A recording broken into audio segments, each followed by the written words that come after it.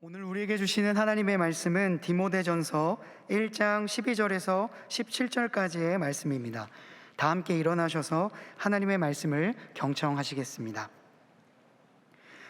나를 능하게 하신 그리스도 예수 우리 주께 내가 감사함은 나로 충성되이 여겨 내게 직분을 맡기심이니, 내가 전에는 비방자요 박해자요 폭행자였으나 도리어 긍휼을 입은 것은 내가 믿지 아니할 때에 알지 못하고 행하였음이라. 우리 주의 은혜가 그리스도 예수 안에 있는 믿음과 사랑과 함께 넘치도록 풍성하였도다. 미쁘다. 모든 사람이 받을 만한 이 말이여, 그리스도 예수께서 죄인을 구원하시려고 세상에 임하셨다 하였도다. 죄인 중에 내가 괴순이라. 그러나 내가 긍휼을 입은 까닭은 예수 그리스도께서 내게 먼저 일체 오래 참으심을 보이사 후에 주를 믿어 영생 얻는 자들에게 본이 되게 하려 하심이라. 영원하신 왕 곧 썩지 아니하고 보이지 아니하고 홀로 하나이신 하나님께 존귀와 영광이 영원 무궁하도록 있을지어다. 아멘. 이것은 하나님의 말씀입니다. 아멘. 여러분도 잘 아시겠지만 청년 엑스브릿지에는 4개의 부서가 있습니다. 엑츠 1부, 엑츠 2부, 엑츠 5부, 그리고 브릿지가 있죠. 이 각 부서는 각자 아름다운 빛깔을 내는 마치 스테인드 글라스처럼 청년 엑스브릿지를 다채롭게 빛내주고 있는 부서입니다. 그리고 각 부서에서는요, 부서 전체를 섬기는 임원단이 있고, 그리고 부서원들을 양육하고 또한 모임을 인도하는 스텝, 그리고 각 셀의 리더들이 있습니다. 이 모든 것을 다 통칭하여 임스리라고 부릅니다. 임스리라고 줄여서 부르지요. 특별히 어제는요, 모든 부서의 임스리들 다 합치니 약 110명 가량이 되는 임스리 지체들이 함께 모여서 워크숍을 가졌습니다. 물론 9월 한 달간 초반부터 지난주 전까지는 각 부서에서 리더 훈련을 받았습니다. LTS라고 하는 그런 훈련을 받았던 지체들이 또 다 함께 모여서 교제하는 시간을 갖고자 워크숍을 진행했습니다. 경희대에 흩어져서 묵상을 나누고, 또한 오후에는 이문동 일대를 돌아다니며 보물찾기를 진행했고, 마지막엔 절을 찾는 미션으로 미끄럼틀에 숨어있는 절을 찾아내기도 했습니다. 이번 워크숍의 주제는요, 나는 나무, 꿈을 꾸는 나무였습니다. 바로 오늘 설교의 제목이기도 합니다. 제가 이 주제를 선정한 것은 먼저는 이제는 완연한 가을이 왔기 때문입니다. 지난 봄 힘차게 이파리와 꽃봉오리를 튀어냈던 나무들이 지난 여름에는 뜨거운 햇볕과 모진 비바람들을 다 견뎌내며 무럭무럭 성장했던 나무들이 마침내 가을이 되어 풍성한 열매를 맺기도 하고, 노란색, 붉은색 각각의 색으로 옷을 갈아입을 준비를 하고 있습니다. 아주 오래전에 김현승 시인이 노래했던 가장 아름다운 열매를 위하여 이 비옥한 시간을 가꾸게 하소서라고 말하는 가을이 왔습니다. 첫 번째 이유가 가을이 왔다라면, 또 하나의 이유는 이 아름다운 나무의 모습이 마치 하나님과 함께 성장하는 그리스도인의 모습을 보여주는 것 같기 때문이었습니다. 그래서 지난주에는 저는 여러분들을 바닷가로 초대를 했다면, 이제는 바닷가에서 숲으로 이동하여서 이야기를 좀 나눠보려고 합니다. 한번 상상해 보시죠. 당장이라도 돗자리를 펴고 싶은 청량한 숲에 햇빛이 찬란한 날을 한번 상상해 보시지요. 오늘은 다소 흐리지만 어제는 참 날씨가 좋았습니다. 그리고 그 숲에 돗자리를 깔고 앉은 여러분들이 주변을 돌아보니 나무들이 많이 있습니다. 이 나무의 모습을 한번 상상해 보시기 바랍니다. 상상해 보셨죠? 그럼 이제 말씀을 본격적으로 시작해 보도록 하겠습니다. 이번 워크숍의 오전 프로그램은요, 나는 어떤 나무인가 라고 하는 것을 알아보는 것이었습니다. 저는 지체들에게 자신을 나무로 표현해 보라고 했습니다. 종이를 주고요, 거기다가 자신이 어떤 나무인가를 그려보라고 했어요. 그래서 지체들은 각자 편하게 느낄 수 있는 곳으로, 생각할 수 있는 곳으로 흩어져서 나는 과연 어떤 나무일까? 라는 것을 생각해 보는 시간을 가졌습니다. 지체들의 이해를 돕기 위해서 제가 예전에 패드에다 그렸던 그림도 함께 예시로 들어 주었습니다. 바로 이런 그림입니다. 그림을 잘 그리진 못하지만 나는 이런 나무야 라고 생각하면서 제가 그렸던 그림입니다. 아마 시냇가에 심은 나무를 생각하면서 그렸을 것 같고, 시편 1편이 아마 모티브가 되었겠죠. 그 밑에는 돗자리도 예쁘게 깔고 떨어진 과실을 먹고 또 찬양도 할 수 있고 함께 나누어 먹을 친구들을 기다리는 조그만 접시도 놓여 있었습니다. 이처럼 여러분들은 어떤 나무라고 스스로를 생각하십니까? 지난주만 해도 저희는 성령의 열매에 대한 이야기를 했는데, 그렇다면 이 열매가 열리는 나무인 나는 어떤 나무라고 생각이 드십니까? 어제 모든 퀴즈의 정답은 대추 야자나무였습니다. 이 대추 야자나무는요, 성경에 나오는 여러분들이 잘 알고 있는 종려나무를 뜻합니다. 종려나무가 이제 성경 곳곳에서 사용되게 되는데, 그 중에 굉장히 중요한 곳에 사용되게 됩니다. 예수님께서 예루살렘에 입성하실 때 사람들이 호산나 호산나 하면서 흔들었던 가지, 그리고 또한 이 종려나무 가지를 말린 것을 빻아서 1년에 한 번씩 제수요일 때마다 이마에 바르는 나무이기도 합니다. 이 재를 바름으로써 너는 흙이니 흙으로 돌아갈지니라 라고 하는 멘트를 함께 나누기도 하죠. 이 나무가 하나님께서 예수님과 함께 동행하게 했던 나무인데, 이처럼 성경에는 나무로 우리를 표현하는 구절도 많이 있습니다. 사도 바울도 자신의 삶을 나무처럼 하나님께서 점차 성장시켜 주셨을 것을 알기에 고린도전서 3장 6절에서 7절을 통해 이렇게 말씀하셨을지도 모르겠습니다. 나는 심었고 아볼로는 물을 주었을 때 오직 하나님께서 자라나게 하셨나니, 그런즉 심는 이나 물 주는 이는 아무것도 아니로되 오직 자라게 하시는 이는 하나님 뿐이니라. 예수님께서도 비슷한 의미에서 우리가 하나님께 붙어 있어야 한다, 그분이 주시는 힘으로 살아가야 한다고 이렇게 말씀하시기도 하였습니다. 내 안에 거하라, 나도 너희 안에 거하리라.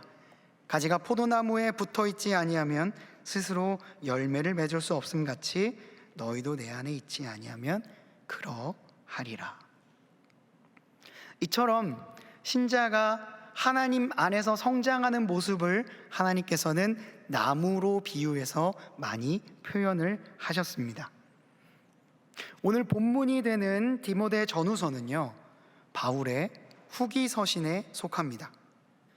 그래서 사도 바울이 많은 사역들을 다 감당하고 난 후에 자신의 사역을 돌아보며 그동안 베풀어 주었던 은혜를 자신의 제자와 같은 디모데에게 말하는 성경이 바로 디모데 전서입니다. 후배 사역자인 디모데에게, 이제 초창기 사역을 열심히 시작하려고 하는 디모데에게 그간의 사역의 모든 노하우를 전달하고 있습니다. 마치 선배 크리스천이 후배에게 당부하듯 오늘 장로님께서 우리를 위하여서 함께 기도해 주시며 하나님의 진리를 우리에게 알려주려 노력하셨듯이 사도 바울이 후배인 디모데에게 이야기하는 성경이 디모데 전후서이고요, 그래서 목회서신이라고 부르기도 합니다. 그런데 오늘 내용을 보니까 그는 디모데에게 내가 얼마나 잘했는지, 내가 얼마나 많은 열매를 맺었는지 이런 이야기를 하기보다는요, 내가 얼마나 부족한 사람인지, 내가 얼마나 허물이 많은 사람이었는지, 지금 이 모습 이전에 얼마나 초라한 인생을 살았는지를 더 먼저 이야기하고 있습니다. 연소한 사람에게, 자신의 제자와 같은 사람에게 자신의 치부를 드러내는 것이 사실 결코 쉬운 일이 아닐 거예요. 그런데 바울은 디모데에게 내가 얼마나 부족한 사람이었는지를 이야기하고 있습니다. 오늘 본문 15절에 자신을 극단적으로 이렇게 표현하기도 합니다. 나는 죄인의 괴수다. 내가 모든 죄인들을 통틀어 최고의 죄인이다 라고 이야기하고 있는 것이죠. 여기서 사도 바울의 신학의 근간이 등장을 합니다. 바로 은혜입니다. 이런 나를 하나님께서 긍휼히 여겨주시고 기회를 주셔서 모든 것을 지금까지 감당할 수 있었다. 정말로 비참한 상황 가운데 놓여있던 나의 인생을 하나님께서 돌보시고 지금까지 성장시켜 주셔서 자라나게 하셔서 내가 지금 이 자리에까지 올 수 있었다. 나 혼자의 힘으로는 어려웠기에 신실한 동역자인 바나바를 보내주셔서 그가 나를 향한 하나님의 시선을 내가 느낄 수 있도록 내 주변에서 많은 이들이 기도해 주었기 때문에 내가 지금까지 이 사역을 감당할 수 있었다라고 말하고 있는 것입니다. 그렇기 때문에 내가 그렇게 부족한 사람이었다. 내가 하나님의 은혜 없이는 아무것도 할 수 없는 인생이었다는 걸 이야기하고 있는 것이죠. 그리고 또한 나의 모습을 생각하면 이 일을 감당할 수도 없었던 사람임이 분명한데 하나님께서 나의 모든 것을 끝까지 참아주셨기 때문에 이 일을 감당할 수 있었다는 걸 이야기하고 있습니다. 오늘 본문 12절 말씀을 표준 세번역 버전으로 함께 한 목소리로 읽어보도록 하겠습니다. 나는 나에게 능력을 주셔서 내가 맡은 일을 하게 하시는 그리스도 예수 우리 주님께 감사합니다. 그것은 주께서 나를 신실하게 여기셔서 그분을 섬기는 이 직분을 맡겨주셨기 때문입니다. 내가 잘나서, 내가 가지고 있는 것이 많아서 내가 이 모든 사역들을 감당했던 게 아니라 주님께서 나를 능하게 하셔서 내가 그 예수님께 지금까지 감사하며 사역을 할 수 있었는데 그 주님께서 한 발짝 더 나아가서 나를 충성되이 여겨 내게 이런 직분을 맡겨주셨다라고 말하고 있는 것입니다. 처음부터 끝까지 내 힘으로 한 것이 아니라 하나님께서 나에게 선물로 주셨음을 그가 기억하고 있는 것이죠. 과거의 모습을 회상해 보니 내 모습이 한없이 초라하게만 보입니다. 그래서 디모데에게 이렇게 말하죠. 내가 전에는 회방자요, 박해자요, 폭행자였습니다. 그러나 그때는 내가 예수님이 하나님의 아들인지를 모르고 한 일이기 때문에 마치 하나님께서 도피성에 나를 데려다 주시듯이 나에게 기회를 주셔서 내가 이 자리에 다시 한번 설 수 있었습니다. 그 하나님께서 나에게 자비를 베풀어 주셨기 때문에 내가 이 자리에 있을 수 있었다는 것을 사도 바울이 이야기하고 있습니다. 이 모든 것들을 다 생각하니 내가 지금까지 살아온 모든 인생이, 그리고 내가 이 자리에 설 수 있는 것이, 디모데를 만날 수 있는 것이, 하나님을 지금 예배할 수 있는 이 모든 것이 하나님의 은혜였다라고 이야기하고 있는 것입니다. 우리 주의 은혜가 그리스도 예수 안에 있는 믿음과 사랑과 함께 넘치도록 풍성할 수 있도록 기회를 주신 그 하나님을 사도 바울이 오늘 본문에서 찬양하고 있는 것이죠. 그 사도 바울이 15절에 이렇게 말합니다. 미쁘다 모든 사람이 받을 만한 이 말이요. 여러분 혹시 미쁘다라고 하는 말이 무슨 뜻을 가지고 있는지 아십니까? 예쁘다라는 뜻인가? 사실은 이 미쁘다라고 하는 뜻은 믿을만하다라는 뜻을 가지고 있습니다. 신실하다라고 해도 무방합니다. 제가 표준 세번역 1장 15절을 읽어드리겠습니다.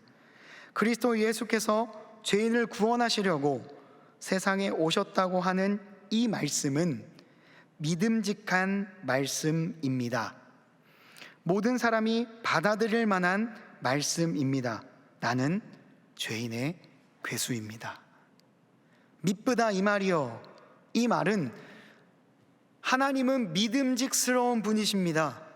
이 말씀이 믿음직한 말씀입니다. 그렇기 때문에 나뿐만 아니라 모든 사람이 믿을 만한 말입니다.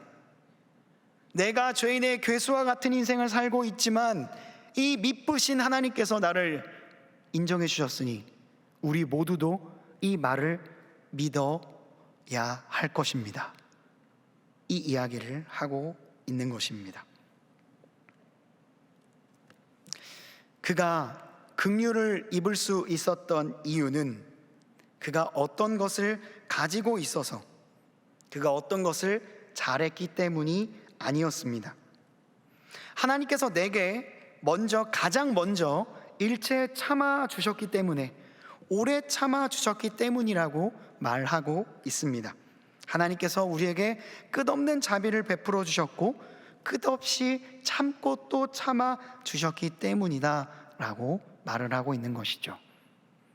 여기까지의 이야기를 정리하자면, 우리가 구원받을 수 있었던 것은, 우리가 지금 이 자리에 있을 수 있었던 것은 하나님이 우리를 먼저 아시고 찾아주시고 택하여 주셨다는 것입니다.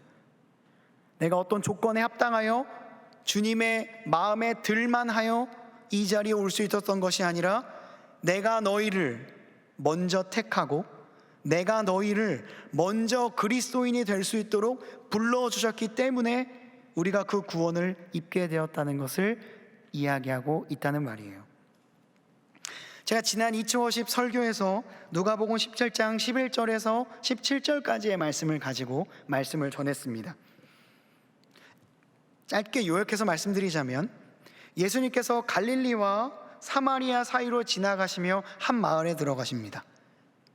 갈릴리로 갈 수도 있고 사마리아로 갈 수도 있는데 그 사이를 지나 예루살렘을 향하여 가다가 한 이름 없는 마을에 들어가세요. 근데 그 마을에 가니까 나병, 그러니까 한센병 환자 10명이 그에게 찾아오게 됩니다. 그러니까 이 마을은 이름도 없을 뿐만 아니라 한센병 환자들이 모여있는 수용소 같은 곳이었던 거죠. 그들이 이곳에 있는 것은 안전을 보장받기 위함이 아니었습니다. 사마리아에도 갈릴리에도 예루살렘에도 들어가지 못하기 때문이었습니다. 사람들은 그들이 가까이 오면 도망갔고 그들이 부정하다 여겼기 때문에 성 밖으로 쫓아냈습니다. 그런 사람들이 들판과 광야 같은 곳에서 삼삼오오 모여 마을을 이룬 곳이 바로 오늘 이 본문에 나왔던 장소라는 거예요. 어떤 도시적인 시설이나 인프라가 없는 곳입니다. 거절감과 무력감만이 가득한 곳입니다. 그곳에서 예수님께서 그들에게 이렇게 말합니다. 너희의 몸을 제사장에게 보이라. 레위기 14장 율법에 따라서 그들은 제사장에게 자신의 몸을 보이러 가는 길에 고침을 받습니다. 원래는요, 제사장에게 가서요 다 확인받고요 일주일 동안 확실히 없는지를 확인받을 때까지 바깥에 머물러야 했습니다. 그리고 8일째에는 그곳에 들어가서 제사를 드렸어야 됐어요. 그러니까 제사장에게 보이러 들어가는 그 과정부터 모든 것들이 끝났다고 컨펌을 받는 과정까지 8일 이상이 걸렸다는 거예요. 그렇게 모든 절차를 거쳐야지 다시 그 동네로 들어갈 수 있었어요. 그런데 그들이 가다가 나음을 받습니다. 그들이 제사장에게 가기도 전에 모든 병에서 다 나음을 받아요. 근데 그 중에서 딱 한 사람만이 예수님께로 돌아와 감사 인사를 합니다. 누구였을까요? 사마리아 사람이었습니다. 사마리아인 한센병 환자, 이 두 가지를 조합해서 이 사람을 보면요, 이 사람은 이스라엘 중에 가장 가련한 사람입니다. 사마리아는 이스라엘 사람들은 사람 취급도 하지 않는 동네였습니다. 그곳에서도 한센병이 걸렸다니요. 그러면 이 사람은 이스라엘에서 같이 있을 수 있는 사람이 아무도 없었던 거예요. 같은 한센병 환자 중에서도 사마리아인이라는 이유 때문에 차별을 받았을 것입니다. 그 사람만 돌아와서 감사 인사를 합니다. 그런 이야기를 담고 있어요. 이 이야기가 우리에게 말하는 것은 무엇일까요? 그들이 구원받은 것은, 그들이 나음을 받은 것은 그들의 능력이 단 1%도 들어가 있지 않다라는 걸 이야기하고 있는 것입니다. 예수님께서 먼저 그들에게 찾아가셔서 그들의 요청을 받으시고 그들에게 은혜를 베풀어 주셨기 때문에 그들이 나음을 입을 수 있었던 것이고 주님 안에서 회복을 누릴 수 있었다는 걸 이야기하고 있는 거예요. 사도 바울도 동일하게 이걸 알고 있는 것입니다.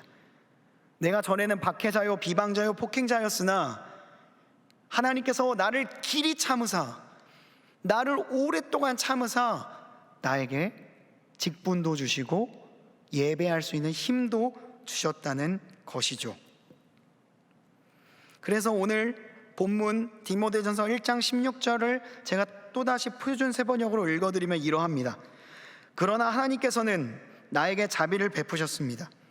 그것은 그리스도 예수께서 먼저 나에게 끝없이 참아주심을 보이셔서 앞으로 예수를 믿고 영원한 생명을 얻으려고 하는 사람들의 본보기로 삼으려 하신 것입니다. 아까 제가 요한복음 15장 포도나무 비유를 읽어드렸지요. 16절 말씀은 이렇게 말씀합니다. 아마 오늘 우리가 했던 찬양의 가사처럼 들릴 겁니다. 너희가 나를 택한 것이 아니요 내가 너희를 택하여 세웠나니 이는 너희로 가서 열매를 맺게 하고 또 너희 열매가 항상 있게 하여 내 이름으로 아버지께 무엇을 구하든지 다 받게 하려 함이라. 아멘. 우리가 하나님을 택한 게 아니라는 겁니다.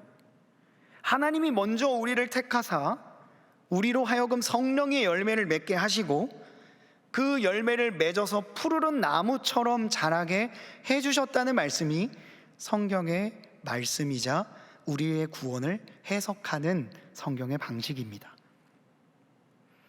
그렇게 하신 이유가 무엇이라고 디모데전서 1장 16절에 말하고 있나요? 본이 되게 하셨다는 겁니다.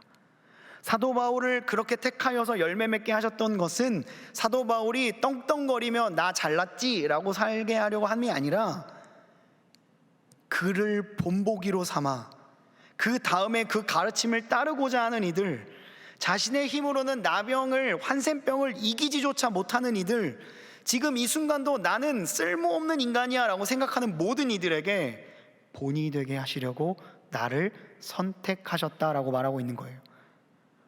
사도 바울이 우리에게 본을 보여 우리는 지금 이 순간도 사도 바울처럼 나도 주님의 택함을 받을 수 있는 존재이구나.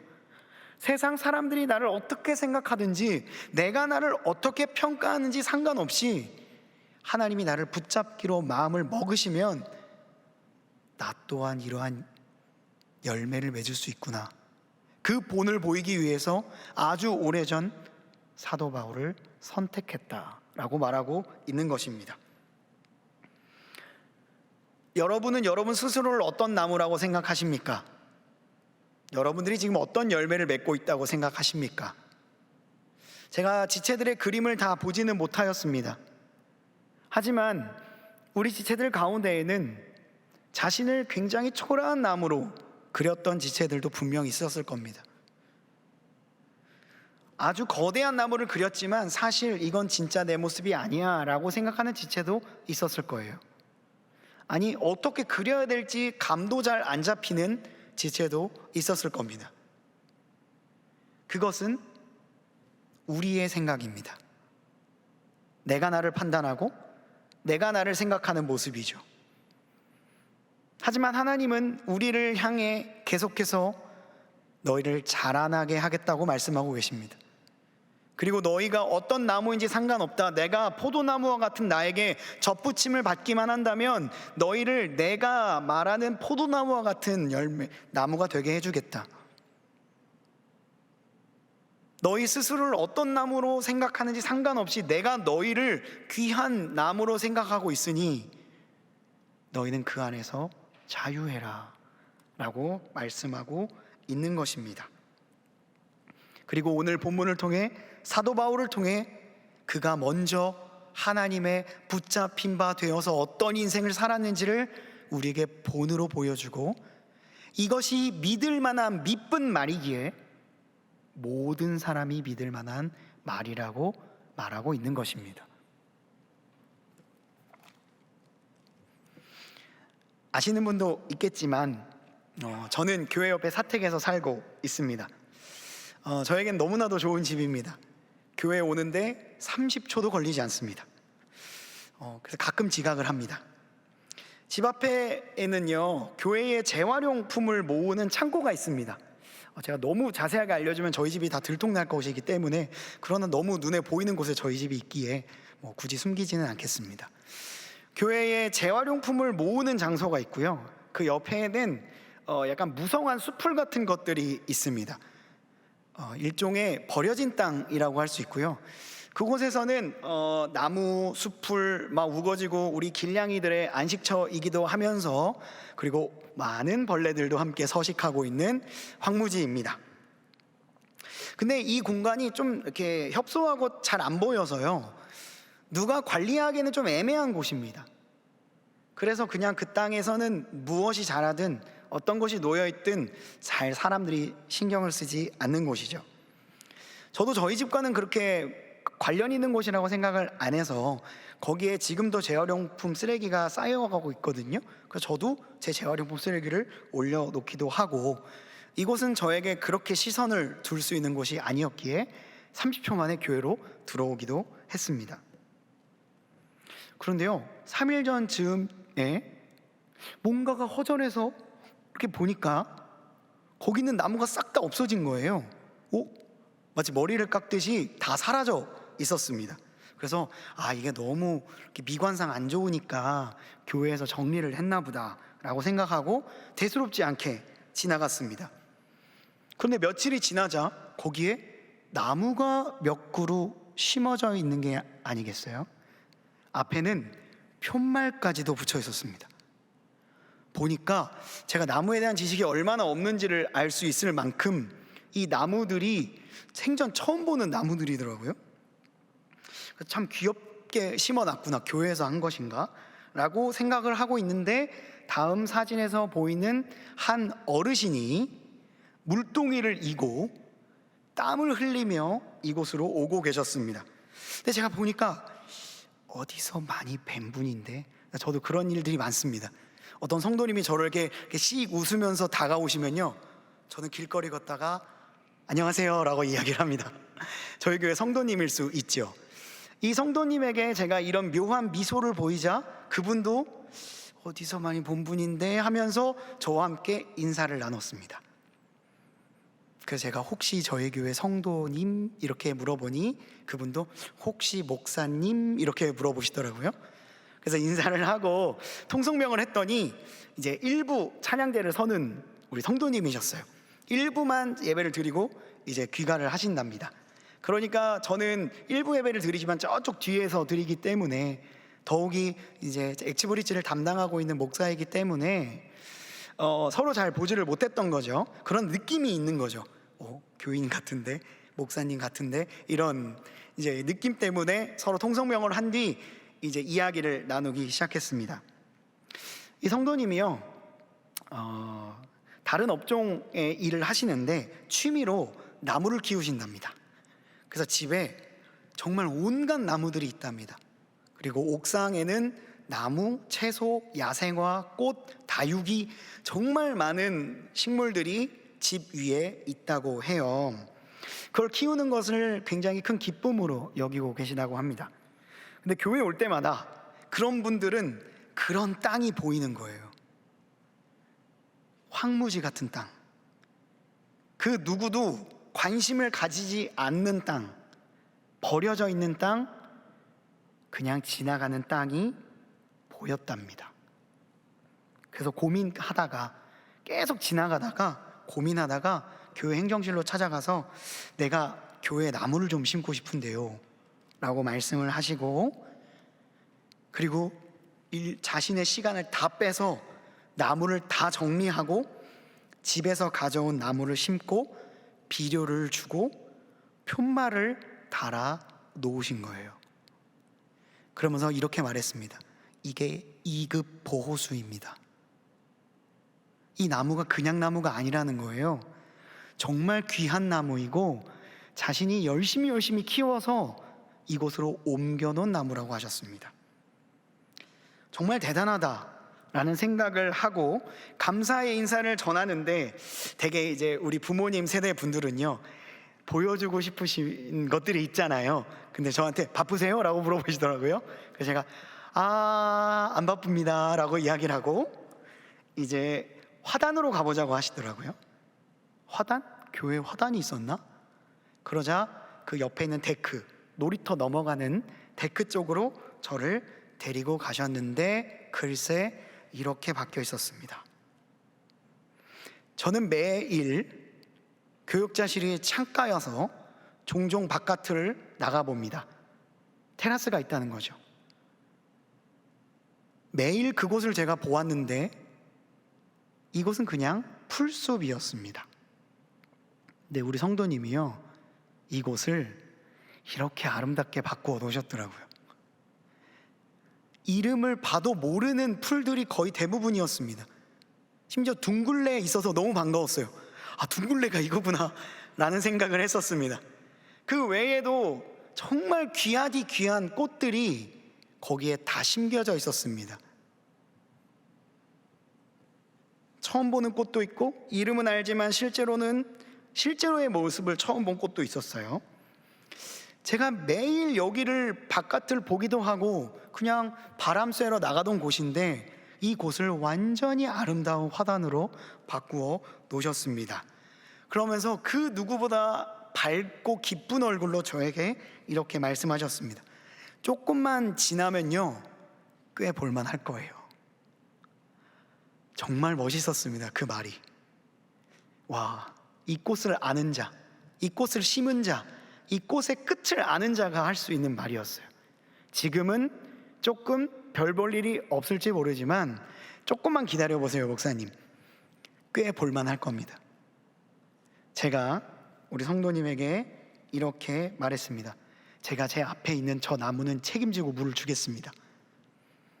제 앞이니까요, 저희 집 앞이니까 마치 제가 관리인이 된 것처럼 생각하며 물을 주겠다라고 말씀을 드렸어요. 이 성도님과의 대화를 이번 주중에 하면서 때마침 저희 임수리 워크숍이 나는 나무, 꿈을 꾸는 나무, 제가 설교도 이걸로 하려고 했던 터라 정말 하나님께서 저에게 선물 같은 이야기를 주신 거라고 생각이 들었습니다. 그리고 이 성도님의 이야기를 들으며 이 아름다운 야생화와 그리고 나무들을 보며 제 영혼도 자라나는 느낌을 받았어요. 이 일이 저에게 얼마나 큰 감동을 주었는지 모릅니다. 전 집에 잠깐 뭐를 가지러 간 것이었거든요. 그런데 한 이 20분의 시간이 제 영혼이 정말 치유받는 시간처럼 느껴졌습니다. 제가 그 집에서 3년을 살았어요. 사는 동안 그 앞에 이 황무지를 한 번도 개간해야겠다, 이 황무지를 돌봐야겠다, 이 땅을 소중히 여겨야겠다 라는 생각을 한 번도 한 적이 없습니다. 그러나 누군가는 이 땅과 화단에 관심을 기울이고 있었던 거예요. 그리고 더 나아가 이 화단에 생명을 불어넣는 일을 하고 계셨습니다. 그 땅을 바라보던 성도님의 시선과 땀 흘려 식물들을 보살피는 마음이 저에게 하나님의 시선을 느끼게 한 거예요. 내 인생이 황무지 같아도, 내 인생이 엉켜있는 버려진 땅 같아도, 그 누구도 나를 귀하게 여기지 않아도 하나님은 나를 다르게 보고 계시겠구나. 하나님은 나의 인생의 땅을 바꿔주실 마음이 있으시구나. 내가 주님을 택하지 않아도 주님이 나를 택하셔서 우리의 인생을 이렇게 바꿔주시겠구나 라는 생각을 하게 되었습니다. 하나님은 우리를 그렇게 보고 계십니다. 여러분들이 여러분 스스로를 어떤 땅인지, 어떤 나무인지 생각하기도 전에 모태부터 우리를 아시는 분이 하나님이십니다. 그것을 예레미야가 발견했고요. 너희는 피투성이라도 살아있으라. 너희의 삶이 고통 가운데 있을지라도 살아야 한다. 그 하나님의 시선을 에스겔이 느꼈던 거고요. 예수님께서 이 땅에 오셔서 자신의 힘으로는 아무것도 할 수 없다고 느낀 사마리아인 한센병자를 바라보았던 시선을 통해 예수님의 시선이 무엇인지를 우리에게 알려주셨습니다. 사도 바울도 그 기이한 빛에 이끌려 크리스천 사냥꾼에서 복음의 사도가 되었던 거죠. 이들의 공통점은 무엇입니까? 스스로 구원받을 만한 자격이 없던 사람들이 하나님의 은혜로 구원을 받았다는 공통점이 있습니다. 그리고 이 말은 미쁜 말이고 모든 사람에게 적용될 수 있는 말입니다. 이제 말씀을 맺고자 합니다.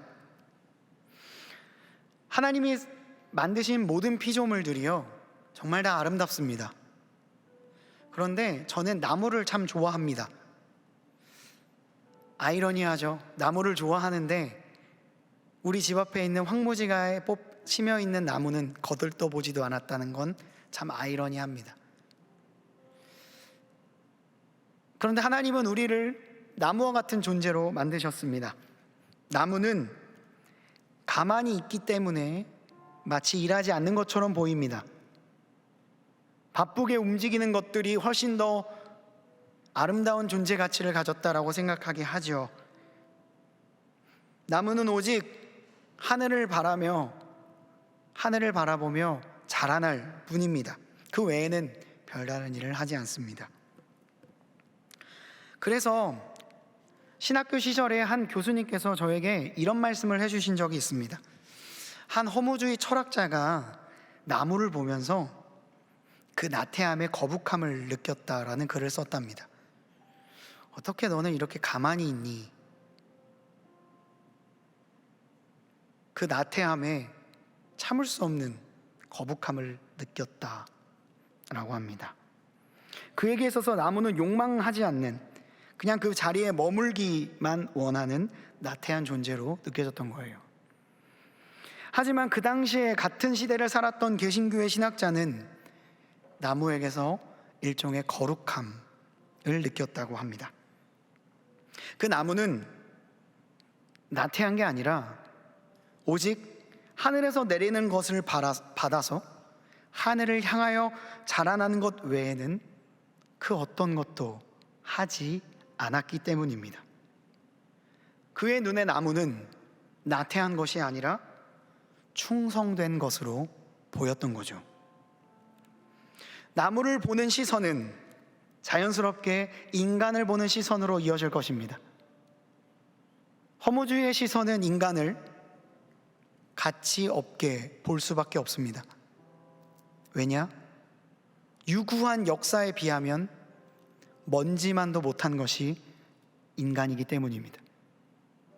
그러나 신학의 시선은 나무를 그렇게 보듯 인간을 그렇게 보지 않습니다.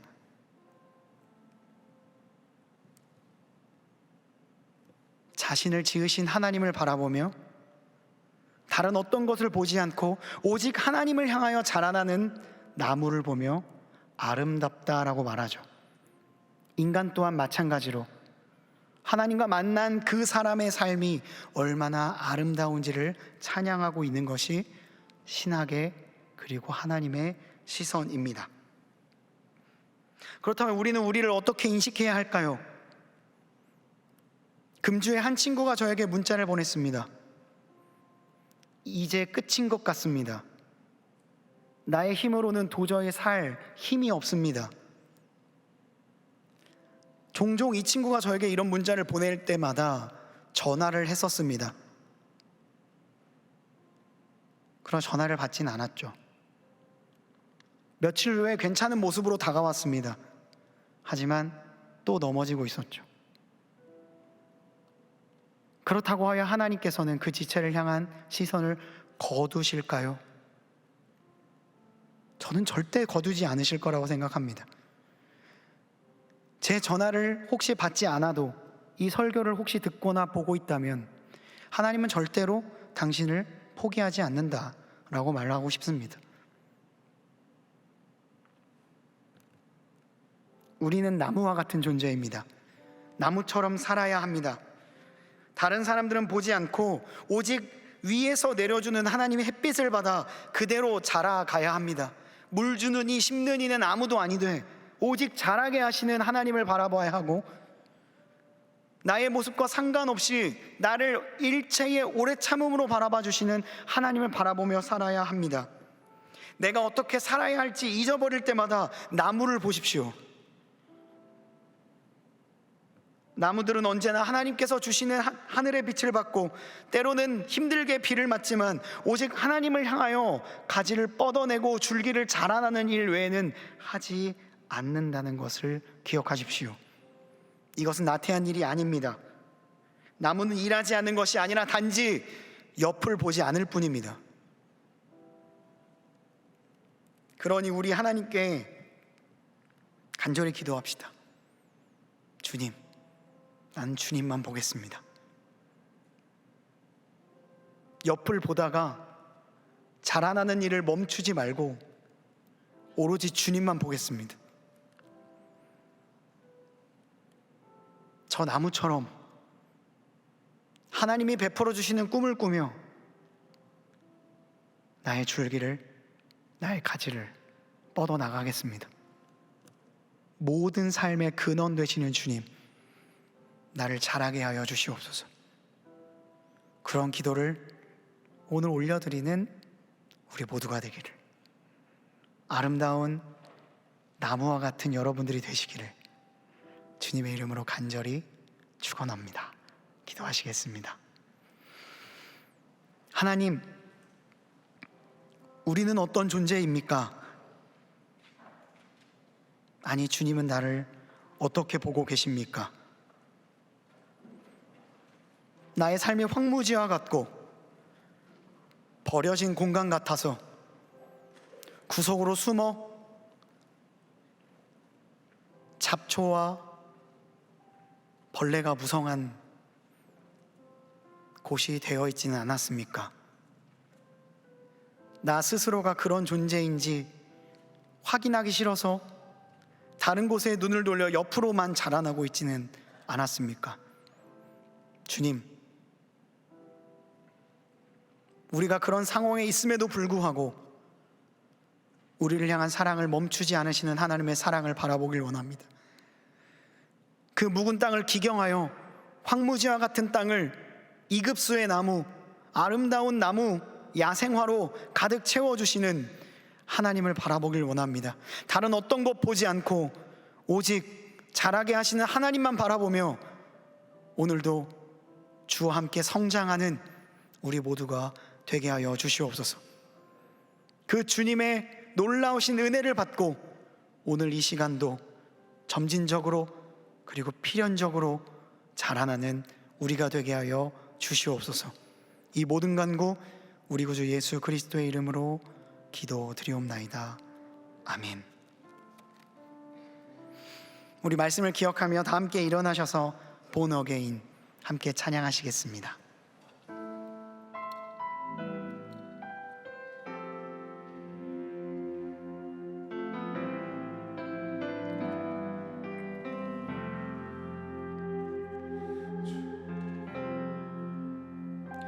주 안에서 내 영혼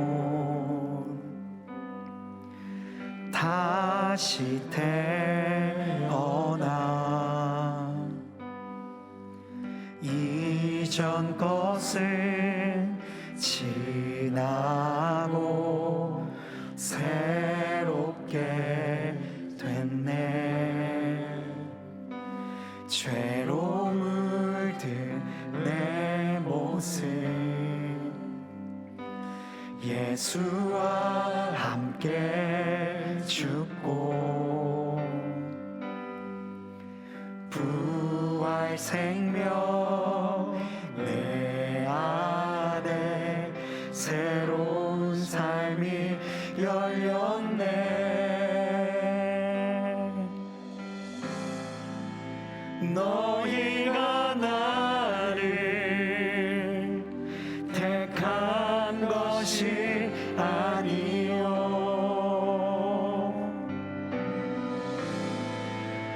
내가 너희를 택하여 세웠나니 오직 내 안에 오직 내 속에 그리스도가 사네 오직 내 삶에 오직 내 맘에 그가 주인 되셨네.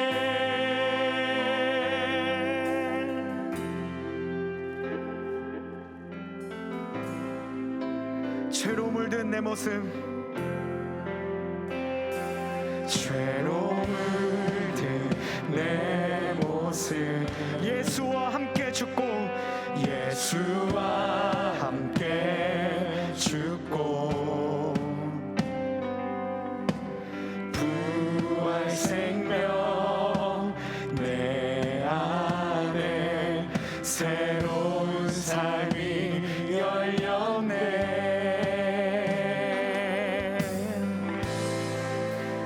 너희가 나를 택한 것이 아니요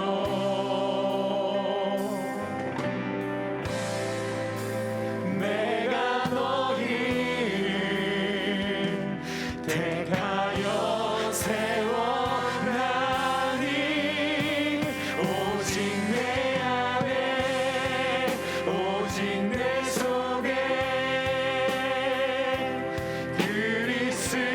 그리스도가 사네 오직 내 삶에 오직 내 맘에 그가 주인 되셨네 오직 내 안에 오직 내 속에 그리스도가 사네 오직 내 삶에 오직 내 맘에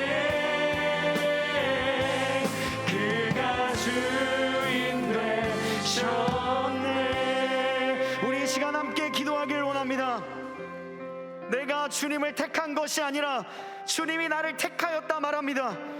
내가 죄인의 괴수일 때에, 박해자와 비방자와 폭행자일 때에 주님께서 오래 참으시사 나의 삶을 붙잡아 주셨다고 말합니다. 내가 내 스스로는 이겨낼 수 없는 한센병과 같은, 사마리아인과 같은 태생적인 한계를 딛고 일어났을 때에도 주님은 나를 보시고 안으셨다고 말합니다. 그런 주님께서, 그 미쁘신 주님께서 오늘 우리를 붙잡고 계심을 믿습니다. 그러니 우리 이 시간 함께 기도합시다. 주님 손에 붙잡힌 바 되기를 원합니다. 오직 주님만을 바라보며 자라나는 나무처럼 나의 인생을 주님께 맡기며 나아가겠습니다. 이 시간 함께 기도하며 나아가도록 하겠습니다. 아버지 하나님, 우리의 삶을 돌아봅니다. 나의 삶은 어떠합니까? 황무지와 같은 삶을 살아가고 있지 않습니까? 내 안에 그 어떤 생명도 소생하지 못해 엉키고 헐키워진 황무지와 같은 나의 삶이 계속되고 있었습니까? 주님, 나는 어떤 나무였습니까? 아니, 지금 나는 어떤 나무입니까? 하나님 아버지, 나를 바라볼 때에 그 어떤 희망도 가지지 못할 때에 주님은 우리에게 손을 내미시사 우리의 삶을 붙잡아 주셨습니다. 우리의 삶을 지탱하시고 다시 한번 힘을 낼 수 있는 은혜를 우리에게 부어주셨습니다. 하나님의 그 놀라우신 은혜가, 그 긍휼하심이 사도 바울을 일으켰고 그리고 수많은 제자들을 일으켰으며 사마리아인 한센병자들을 일으켰고 지금 이 순간도 황무지와 같은 인생들을 붙잡고 계십니다. 내 안에 그 어떤 힘이 없을지라도 그 주님이 나를 붙잡아주고 계시고 나의 삶을 귀하게 하여 주시는 것을 우리가 배웠습니다. 오로지 그 주님을 향하여 나아가는 삶을 주여 살게 하여 주시옵소서. 이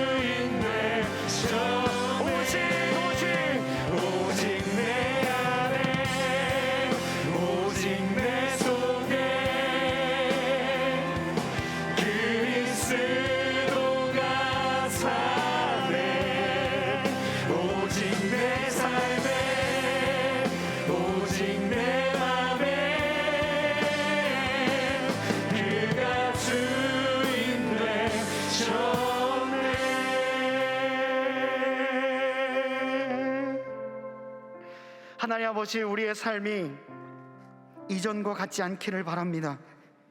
그것은 나의 능력 때문도, 내가 그동안 쌓아왔던 삶의 재능도 그 어떤 것도 아닌 나를 새롭게 만드시는 예수 그리스도, 그 보혈의 능력 때문임을 고백합니다.